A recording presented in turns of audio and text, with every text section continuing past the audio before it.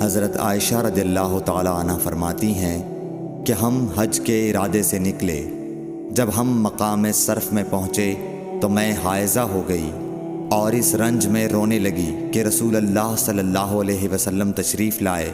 آپ نے پوچھا تمہیں کیا ہو گیا ہے؟ کیا حائضہ ہو گئی ہو؟ میں نے کہا ہاں۔